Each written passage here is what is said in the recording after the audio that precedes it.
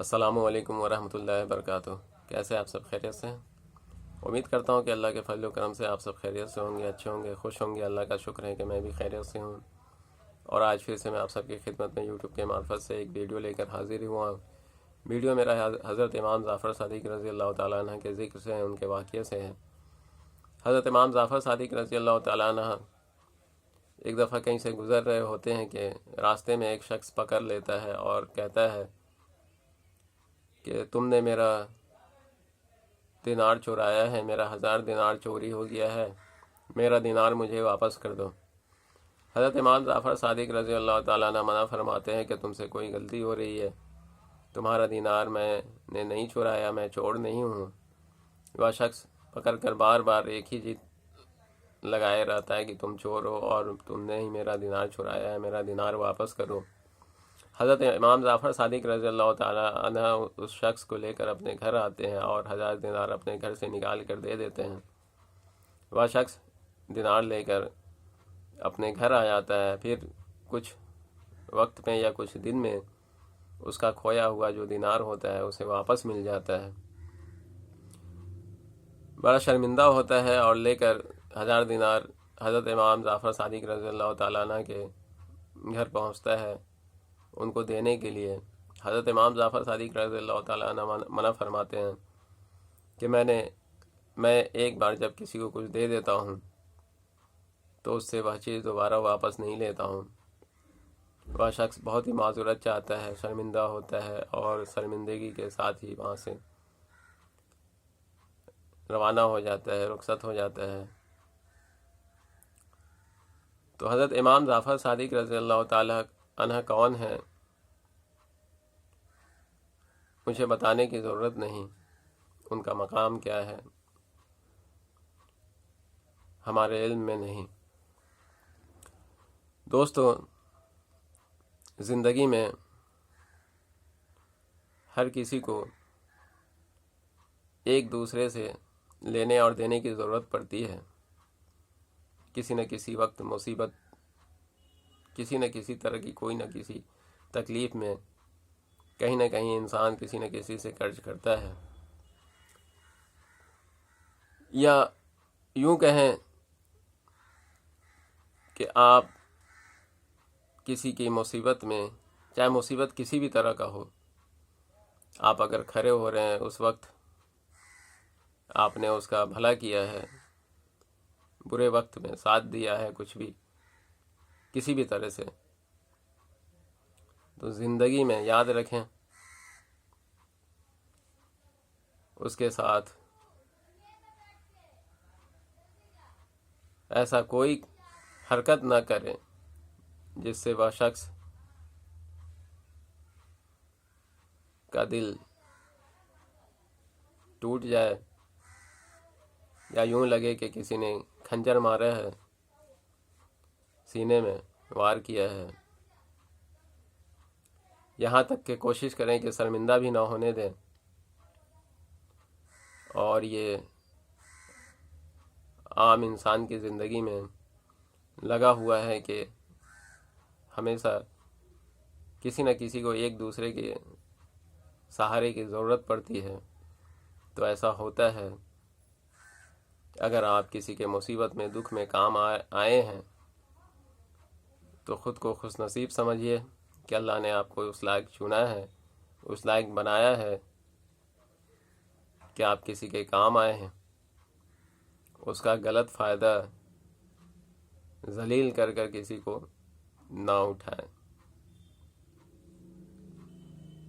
آپ نے اگر کسی کا مدد کیا ہے برے وقت میں تو اس کو ذلیل کر کے رسوا نہ کریں، دل کو ٹھیس نہ پہنچائیں۔ اور حضرت علی کا ایک قول بھی ہے کہ لوگوں کا تم سے وابستہ ہونا، یا کسی بھی حاجت سے، کسی بھی ضرورت سے، کسی بھی امید سے انسان بندہ آپ تک پہنچتا ہے تو اللہ کا آپ پر خاص کرم ہے۔ اگر آپ کسی کے کام آ رہے ہیں کسی بھی طرح سے، برے وقت میں کام آنا بہت سارا ہوتا ہے، جیسے قرض دیا جاتا ہے، مالی بدنی، کسی بھی طرح سے مدد کرنا زندگی میں، یہ اللہ کا بڑا احسان ہوتا ہے۔ جو شخص اس قابل ہوتا ہے کہ دوسرے کی مدد کر سکے، اللہ کا اس پہ خاص کرم ہوتا ہے۔ تو اس کرم کو دور نہ جانے دیں، اس کا الٹا نہ کریں۔ اگر ایسا آپ کے ساتھ آپ نے مدد کیا ہے تو اس کا کوئی غلط فائدہ نہ اٹھائیں، اور جس کے ساتھ کیا ہے اس کے دل پہ خنجر نہ ماریں، اس کو ذلیل نہ کریں، ورنہ جو نیکیاں ہیں وہ گناہ میں تبدیل ہو جائے گی۔ دوستو، انسان کی زندگی کئی موڑ لیتی ہے، اور میں اپنے بارے میں آپ کو بتا رہا ہوں۔ جو لوگ مجھے دیکھ رہے ہیں، جان رہے ہیں، وہ بھی نہیں جان رہے ہیں، اور جو لوگ مجھے نہیں جانتے کافی دنوں سے، وہ بھی نہیں جانتے ہیں۔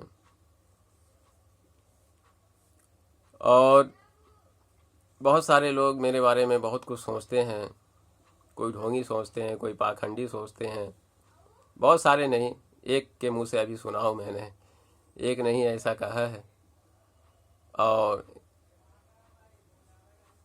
کوئی غیر نہیں کہا ہے، ایک نہیں ڈھونگی پاکھنڈی، ایک اور نے کہا تھا تو اس نے صرف ڈھونگی کہا تھا، اور جس نے دوسرا کہا ہے وہ تھوڑا دور کا رشتہ دار ہے، پر جس نے ڈھونگی پاکھنڈی، داڑھی ٹوپی میں ڈھونگ پاکھنڈ کر رہا ہے اور ناشکر حرام خور مجھے کہنے والا ایک ہی شخص ملا۔ جب اور لوگ کہنے لگیں گے تب اس کے لیے میں اپنے گریباں میں جھانکوں گا کہ آخر کوئی تو بات ہے۔ ابھی تو خیر کسی اپنے نے ہی کہا ہے، کوئی بات نہیں، کون کب کیا کس موڑ پہ ہوتا ہے کوئی نہیں جانتا ہے۔ جو لوگ مجھے 15 سال پہلے دیکھے ہیں تو 15 سال پہلے کی زندگی میری کچھ اور تھی، اور اب کی زندگی کچھ اور ہے۔ پہلے میں دین اور دنیا سے بالکل بے فکر بے خبر تھا، بالکل ہی کسی طرح کا کوئی خیال اپنے دل میں نہ دنیاوی رکھتا تھا نہ دین کا رکھتا تھا۔ پر میرے اندر کچھ بات جب میں کہیں کھڑا ہوتا تھا چوبتی تھی مجھے۔ وقت گزارنے کا مجھے بہت شوق رہا کرتا تھا، پر ایک وقت آیا کہ جہاں جہاں میں وقت گزارتا تھا، کھڑا ہوتا تھا، یا یوں کہیں کہ ٹائم پاس کرتا تھا فالتو کا، تو میرے دل میں یہ خیال آتا تھا کہ یہاں پہ ہم کھڑے ہیں، اگر مسجد میں ہم اس کو گزاریں تو یہ بہتر ہوگا۔ کچھ دن ایسا میں نے کیا، میں نے لاپرواہی کی اور نہ زندگی کو سمجھا، اور جیسے تیسے زندگی جیا۔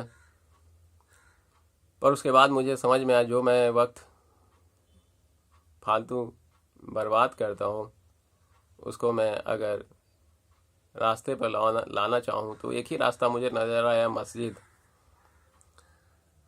میں نے شروع کیا، سب سے پہلی بار جب میں نے ہوش کیا تو مغرب میں گیا، وضو کیا اور نماز ادا کی۔ اس کے بعد سے مغرب سے جب شروع ہوا تو 5 وقت کا نماز میرا چالو ہوا۔ چالو ہونے کے بعد مجھے اپنے علم میں جو کمی تھا، کمی تو ابھی بھی علم نہیں ہے، پر اس وقت میرے پاس کچھ بھی نہیں تھا۔ تب میں کام کرتا تھا، اور کام کرتے ہی میں 1-2 گھنٹے پہلے کام میں ہٹا دیا کرتا تھا۔ اس کے بعد میں مسجد جاتا تھا اور مسجد میں 2-3 گھنٹے میں پڑھتا تھا۔ پڑھنے کے بعد کبھی کبھی لیٹ ہو جاتا، صبح ہو جاتی، کبھی فجر ہو جاتا، تو کبھی مسجد میں سو جاتا، پر میرا یہ معمول اور عادت سا بن گیا یہ. اور میں نے ترجمہ کے ساتھ قرآن پاک کبھی پڑھا نہیں تھا، پر جب یہ میں نے مسجد اختیار کیا تو مسجد میں جب میں ٹھہرنا چالو کیا تو میں دو بار مکمل کیا ہوں ترجمے کے ساتھ، اور تیسری بار میں مکمل ترجمہ نہیں کیا ہوں، پر 2 بار میں مکمل کر چکا ہوں ترجمے کے ساتھ قرآن کو. تو کچھ تو سمجھ میں آیا دین اور دنیا. اگر داڑھی ٹوپی ایسے نہیں آئی ہے، کچھ تو سیکھا ہوں، کہیں تو سیکھا ہوں، تھوڑا ہی صحیح، تبھی داڑھی ٹوپی آئی ہے. یہ ڈھونگ اور پاکھنڈ کی داڑھی اور ٹوپی نہیں ہے، بہت محنت کی ہے میں نے اس داڑھی اور ٹوپی کو رکھنے کے لیے. رات بھر جگا ہوں. لوگ دیکھتے ہیں، ایک ضعیف تھے بیچارے، اب اس دنیا میں نہیں ہیں، انہوں نے بھی دیکھا تو بڑا خوش ہوئے، پر ان کا خوش ہونے کا جو دل تھا وہ خوش ہونے کی طرح نہیں تھے. کیونکہ لوگ جب اچانک سے آپ کے اندر تبدیلی دیکھتے ہیں اور اندر کی چیزوں کو نہیں دیکھتے ہیں، باہری حصے کو دیکھ لیتے ہیں اور باہری زندگی کو دیکھ لیا اور پہلے کی زندگی کو دیکھ لیا، تو سمجھتے ہیں بس جو میں نے دیکھا ہے وہی ہے، اور پھر جو جی میں آئے بکتے ہیں، گالیاں دے، ذلیل کرے، ڈھونگی پاکھنڈی اور حرام خور ناشکر کہے. بہرحال یہ سب اچھے برے وقت آتے ہیں، اور عزت اور ذلت کا مالک اللہ ہے. تو انسان کو عزت دینے کا مالک نہیں ہے، نہ ذلت دینے کا مالک ہے، اسے کے اختیار میں ہے، اور وہ جس کو چاہے عزت دے اور ذلت دے. مجھے اختیار نہیں ہے کہ میں کسی کو ذلیل کر دوں، بھلائے اس کو 1000 گالی دوں یا 1000 بے عزت کروں یا 1000 جگہ پہ شکایت کروں، تو میں اپنا ہی برا کر رہا ہوں، اس کا کچھ نہیں بگڑنے والا ہے. بہرحال بہت بہت شکریہ، دعاؤں میں یاد رکھیں، خوش رہیں، آباد رہیں. السلام علیکم.